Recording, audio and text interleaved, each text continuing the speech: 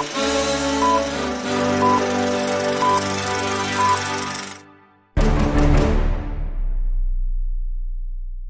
guys, we have made it to the middle of 2025. Man, this year has been going really freaking fast. So to celebrate this, of course, I'm going to do the middle of the year list, which is not what I often do, so this is a new thing that I'm presenting on my channel, but I'm seeing everyone doing their best and worst movies of the year so far. So you know what, why not bring that to my channel, talk about the movies that I love this year so far, and talk about the movies that I dislike this year so far. I will tell you, to be honest, this year has been a pretty mixed year for movies. There are some disappointments, there have been some shit movies, but there have been some great movies as well, and that's what we're going to talk about here. Let's talk about the positive note so far in 2025. Before I get started on my list so far, let me know in the comments below, what are your favorite movies of the year so far? What movies that you adored in 2025 so far? And this is my subjective list. If you don't like any of the movies on this list, that's completely fine. But this is just my list. These are the movies that I adored so far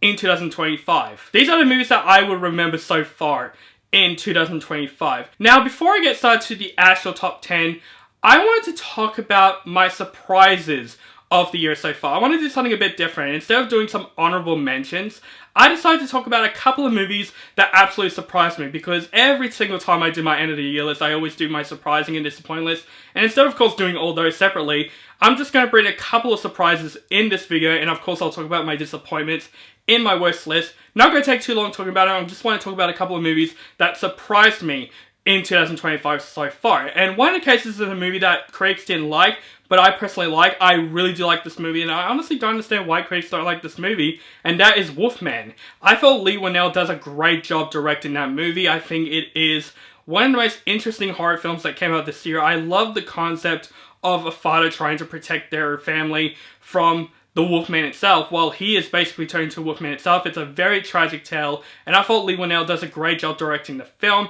It's heartbreaking, it's actually really terrifying. The practical effects work, and I think it works as a simple monster buddy horror film. I wish some aspects could have been better, especially with the mother and daughter chemistry. But other than that, guys, it's still another win, in my opinion, for Leigh Whannell. Next up, Ballerina. I was literally really nervous when it comes to the film because the film is by a different director, but man, this film surprised me in every step of the way. It's another great John Wick movie. Ana de Armas is badass in the film. It's a really good spin-off of the John Wick franchise. It still kept the same spirit of the other John Wick movies, which I'm so freaking happy to see. And my last movie I want to talk about in my surprising category is The Accountant 2. I was skeptical for this movie because I love the first one. I think it's one of the most underrated movies in the last decade. I thought it's a great film. Man, this movie surprised me in a way where I'm like, I wasn't expecting the sequel to be as good as the original. This movie ups the original in every step of the way. The chemistry between Ben Affleck and Jon Bernthal is what makes the movie great. I think the chemistry is so well done in the film. And the movie is a much different movie than the first one. This one is more fun than the first movie in every step of the way. And I think The Accountant 2 is a surprisingly fun sequel that I think it ups the stakes than the original film. So those were so far my surprises of 2025. Now, let's get into the movies that I love this year so far. Starting off with number 10.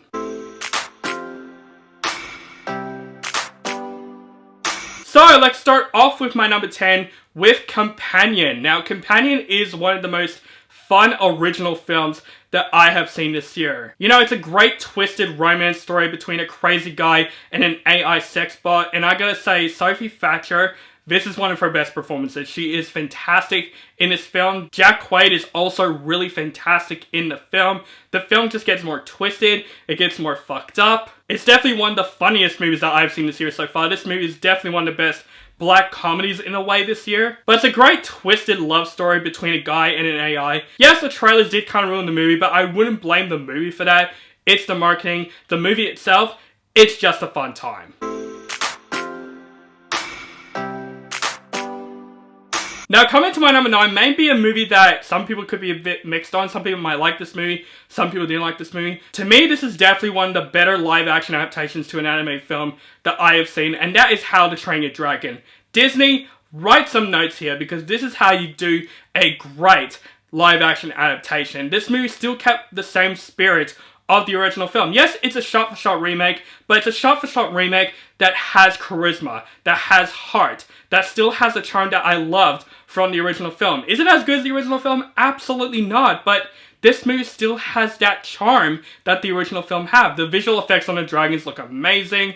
Every single cast member of this film is fantastic in the film. Hiccup is great. Gerard Butler is fantastic in the film. Astra gets more to do in this film, which I love. It's a movie that knows it's a shot-for-shot remake, but it still kept its charm from the original film. And I gotta say, Disney should really take some notes from this one, because this is how you do a live-action adaptation right.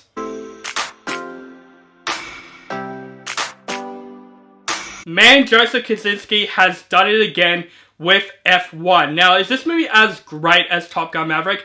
Absolutely not. But he did it again with a fun, intense ride. This is another great summer blockbuster that came out this year. The racing scenes, some of the best cinematography that I have seen this year so far. The racing scenes are so intense, so on the edge of your seat. You definitely feel like you're with these Formula 1 drivers. Brad Pitt is fantastic in this movie. But man, Damson Idris, man, I want to see him in more stuff. He is phenomenal in this film, and their rivalry chemistry is really well done. It's a really good underdog story about this team that is trying to get back on top, and you definitely root for the characters in the film. But this movie is just how to do a summer blockbuster right.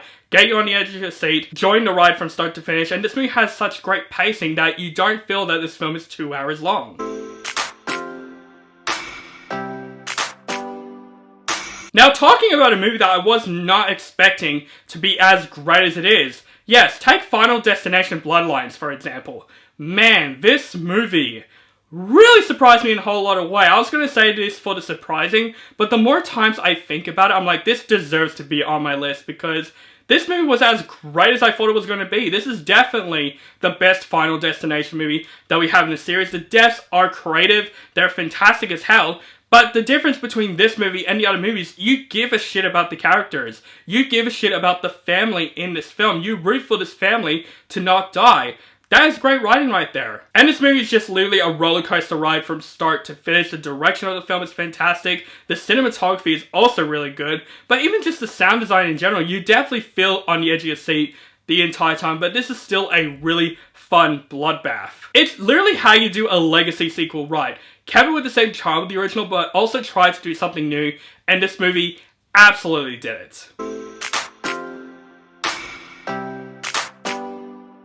Man, the MCU hasn't had the best track record recently until the Thunderbolts came out and changed the entire MCU in general. Brings me back to excitement of the MCU again. Man, Thunderbolts was a huge surprise. I love the hell out of this movie from start to finish. Every single crew member has a chance to shine this film. Florence Pugh, this is definitely one of her best performances. She is fantastic in the film. With the rest of the cast, Sebastian Stan is great in the movie. Wyatt Russell is great in this film. David Harbour just completely stole this movie. Even Bob is a very interesting character century, and I really want to know more about his character in future films. But this is not just a great comic book film, you know, it doesn't feel like any traditional MCU film. It's a film about dealing with grief, dealing with depression, and I thought the way this movie was written with these themes, it works so well in this film. And yes, now there are the new Avengers now. Let's see how it goes with Avengers Doomsday, where these characters are going to go, because I am interested to see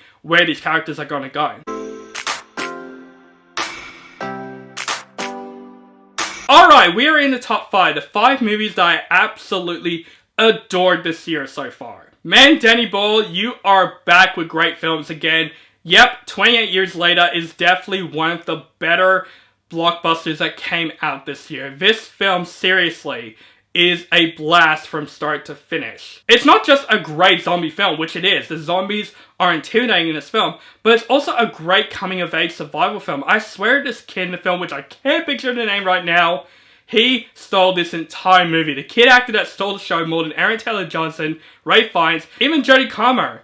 How does that happen? Somehow this movie did it. Even though those actors are fantastic in the film, but this film is definitely an emotional rollercoaster ride while also having some fun, intense zombie moments. And a film that's filmed on an iPhone, this is the most impressive film that I've ever seen filmed on an iPhone in a long time. But man, Danny Boyle has done it again with this movie. He directed this movie extremely well. And of course, this is the part 1 of a new trilogy in some sort of way, or just 2 movies. I cannot wait to see what comes next after this movie.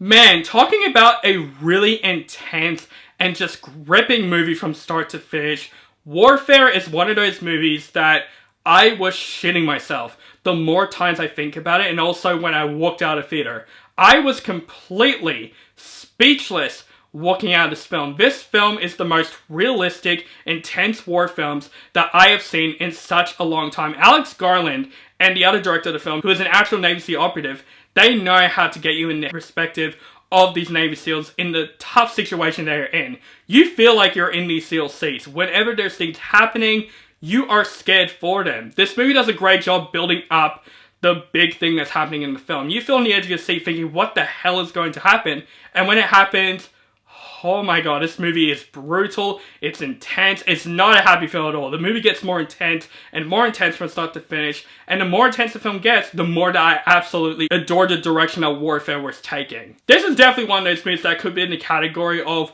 one and only films, because seriously, this film, there are some scenes that I just could not watch from this movie, but it still doesn't change the fact that this is still a great intense ride that came out this year, and it's so well directed by Alex Garland, and the performances of the film from all these men, they really do stand out. Now, I know with this list, some people are doing this early on in July, but I kept waiting until this specific movie comes out. I'm glad that I waited for this movie because it's just worth the wait. Yes, my most anticipated of the year, it exceeded my expectations in every step of the way. Yes, Superman absolutely did. This is definitely a comic book movie that we have needed. This is a great start to James Gunn's DC Cinematic Universe, and it just really pays off. David Collinsworth is definitely one of the better Superman since Christopher Reeve. Seriously, David Collinsworth is phenomenal in this film, but also Nicholas Hoult as Lex Luthor. Absolutely the best Lex Luthor that we have gotten, and even Rachel Brosnahan, great Lois Lane. This is a great setup to James Gunn's universe, and it's one of those films that got me back into curiosity of what's going to happen in this universe. But this is a great Superman movie. The villains are great. The story was really well paced from start to finish. There's a lot of things happening, but I did not feel that at all. The action scenes are great in the film, and also the score in this movie, one of the best comic book scores that I've heard in a very long time. I listen to the score now religiously. This is just how you do a comic book movie right. Make it exciting again, make it a fun summer blockbuster, while also having a great humanity and hope within it, and feeling the hope that yes, comic book films can still be alive. And I'm really curious to see what James Gunn's universe is coming upon, because Superman is absolutely a terrific start. And also Krypto, just awesome.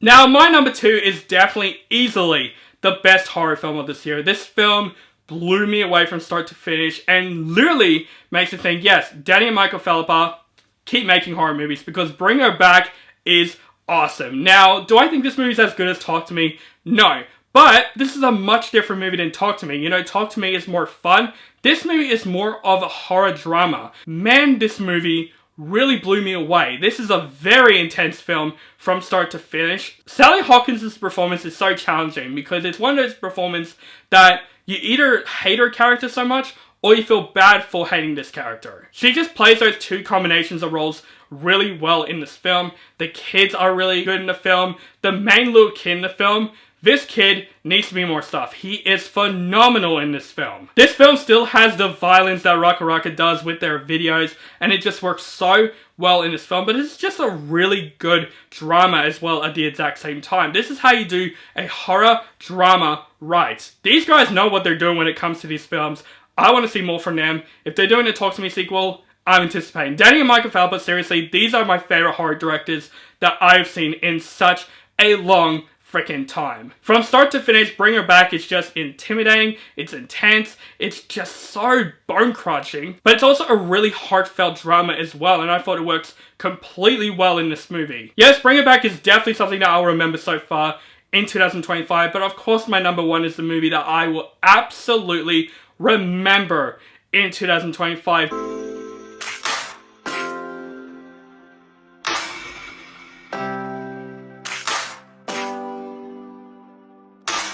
So, like I said, my number 1, this is the movie that I absolutely adored in 2025 so far. This is a movie that made me laugh, This is the movie that made me cry. This is the movie that made me so thrilled from start to finish. I think we can all agree that this movie can be on everyone's number one of the best movies of the year so far, because seriously, this movie is a masterpiece. This movie is why we go to the movies. Yes, you guessed it, my number one is Sinners. Man, Ryan Coogler, you have done it.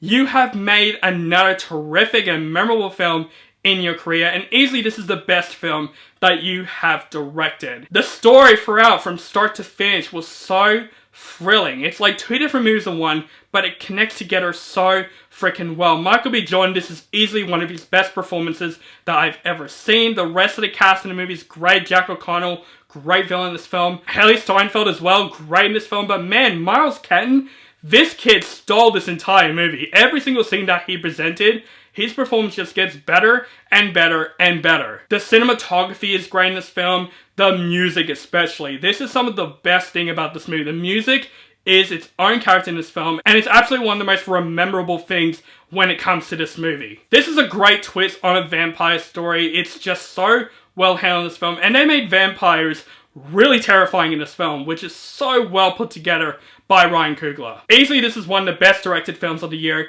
This film is literally cinema from start to finish. There's so many scenes that absolutely stand out in Sinners. Seriously, guys, watch Sinners. If you have not seen Sinners, where have you been? This is definitely one of my favorite movies of this year so far, but also my favorite film of this decade so far with Oppenheimer. Absolutely. Seriously, this is how you do a movie. This is how you do cinema. And this movie will definitely stay, for sure. I don't think there's any other movie that can top this movie. If it does, we might have a very good year in our hands. But seriously, guys, Sinners, best film that Ryan Coogler has directed. Congratulations. This film better get nominated for so many Oscars, so many awards, because this movie absolutely deserves it. And